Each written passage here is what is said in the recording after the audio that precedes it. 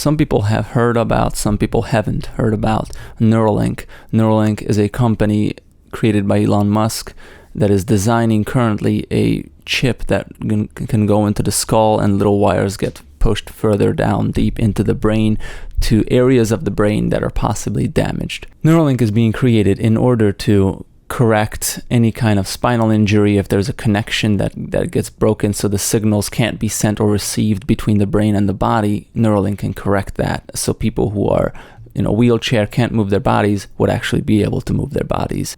The whole signal paradigm of the brain can be tapped into through Neuralink, so any kind of issues that are based on signal connections not being made, Neuralink will help make those connections. It is obvious that this is a good idea in that regard. However, after it becomes perfectly developed, it will become something that the rest of the population can actually also use, because it's going to, again, tap into the whole electrical signal paradigm of the brain, which, if you can just imagine what that'll enable you to do, you can make a whole huge list of things that you can assume theoretically, oh my God, then this is going to be possible, then this is going to be possible, and this is going to be possible. And yes, of course, I'm going to make videos about that in the future. The big fear that everybody seems to have, including me, it'll be forced upon the population, the whole brain chip conspiracy theory, that this is it. This is the brain chip being forced upon the population. And so, of course, Elon Musk came out to try to quell everyone's fears and say, like, just relax, people. This is not going to be forced upon anybody. This will be completely optional. If you want to get it, you can. If you don't, you don't. It just offers super intelligence. You don't have to have this in your head. It's optional. But anybody who's at all savvy in the type of logical thinking, and you play out what happens when something like this, like Neuralink superintelligence, a brain chip, gets introduced to a population, the idea that this will be optional, it will be, I think, totally unavoidable. And I think it will be completely inevitable that the people are going to have to adopt it. And here's why.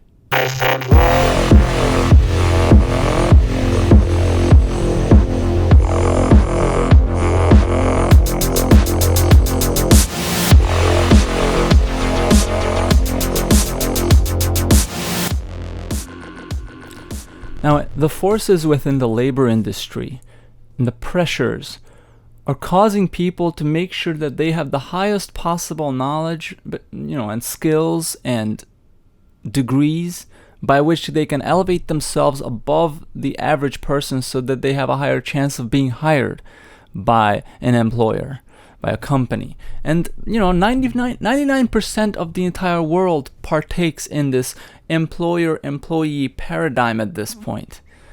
It's very rare that a person actually, manages land and creates their own food, grows their own food. They are the only ones who are independent, but to do that is pretty difficult.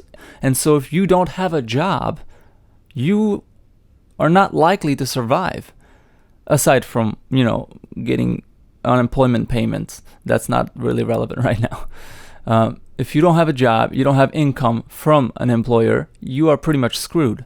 If getting Neuralink is what assures you that you will be far elevated and far more sought after in the job market by employers, then that's going to create a sort of avalanche of Neuralink adopters, to where the more people that have it, the more likely, the more companies are going to get used to hiring and wanting to hire Neuralink users, because they're far more intelligent. They're super geniuses. Why wouldn't a company try to pay somebody maybe a little bit extra for a huge amount of overperformance?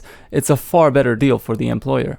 Which means that if the labor industry gets used to, if employers get used to people who do have Neuralink and their job performance is off the charts, that's going to become the new normal, which is going to inaugurate a new attitude to where the average human with average or even a little bit above average intelligence who does not have Neuralink is considered sort of retarded by comparison to the Neuralink user. Neuralink users will become the norm, and non-Neuralink users will be people who look like they're mentally challenged, compared to the Neuralink users. So in the labor industry, in terms of jobs, regular human beings with no Neuralink device will be left behind, and they will have a really hard time finding jobs, finding a way to earn income. I don't know what they could do that a Neuralink user couldn't do or wouldn't. I guess they would have to do what the Neuralink user would feel too above to do. I'm way above that job. You do that. You're a non-Neuralink user.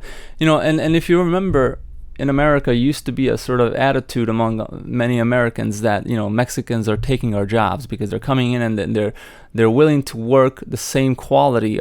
They're willing to give the same work performance, maybe even higher, for less money than the average American is willing to accept. So that's why this attitude arose. Well, where Mexicans are taking our jobs. Well, in the future, if this Neuralink thing gets adopted and becomes quite mainstream, or actually, this is one of the things that are going to make it very mainstream, is that people are going to develop this attitude like, holy crap, Neuralink users are taking our jobs. And you can be outraged all you want.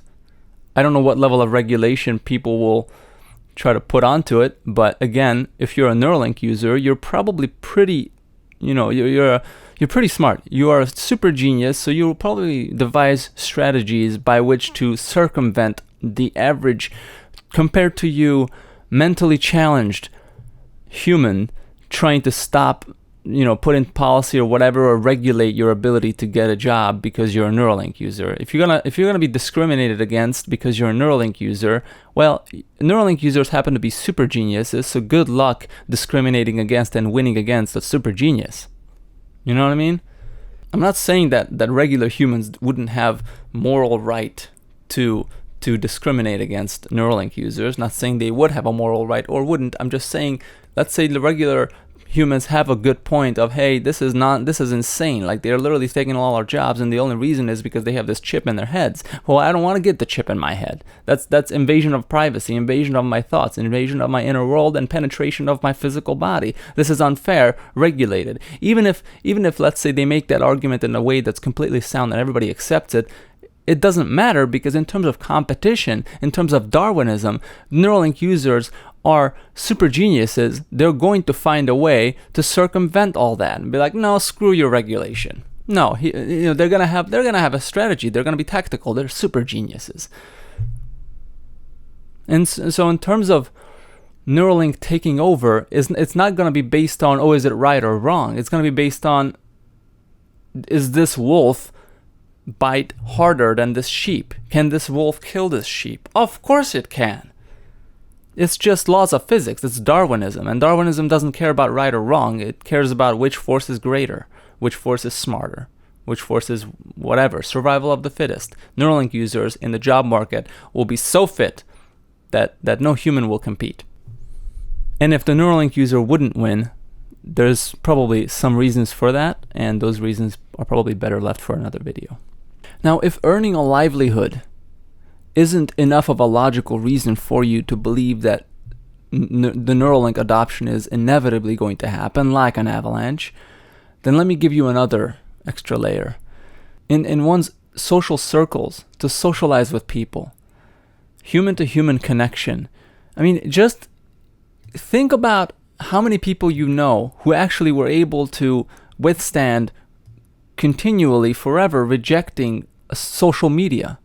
How many people do you know who use zero social media? I'm not saying you don't know people who avoided it completely, but you have to kind of search through your mind to find people like, who is it that doesn't use any of it? Like, you have to think, right? Because the vast majority of everybody you know uses it. What are we communicating on right now anyway, right? This is social media. So I didn't even avoid it, and I hate it. I don't hate it, but honestly, this isn't really socializing for me anyway.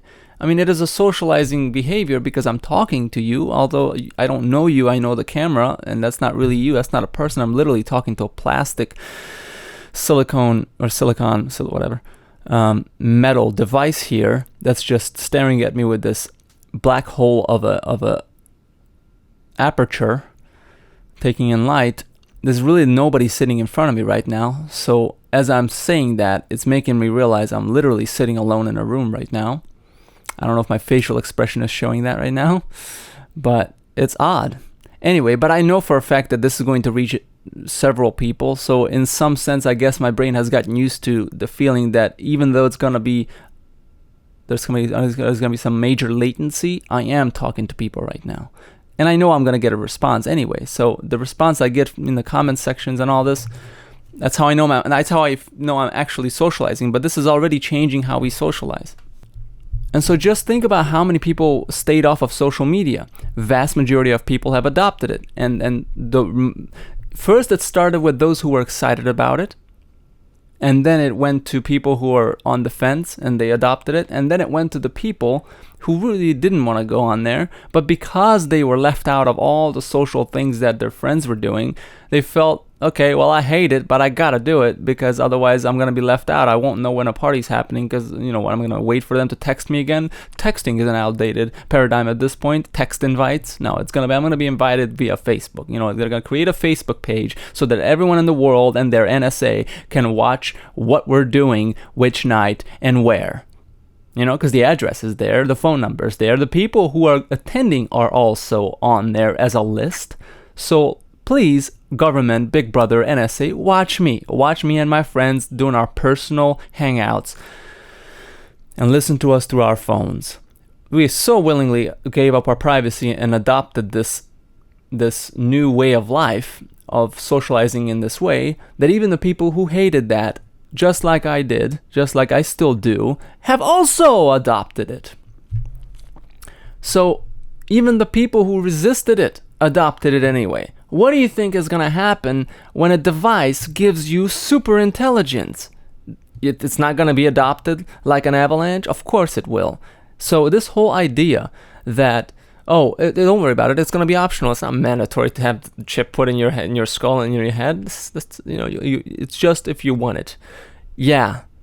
So you're saying I only have to get a job only if I want it? I only have to get a car and put fuel in it only if I feel like it? I only have to have a cell phone to communicate if I feel like having a cell phone to communicate? Like any of those things were actually optional? No. The entire world has changed technologically, and anybody who is resisting the changes is going to have to live in a cabin somewhere in the woods, making their own food, growing their own food, and only be left to socialize with a few other people who are brave enough to do that, or have money enough to buy the land to begin with.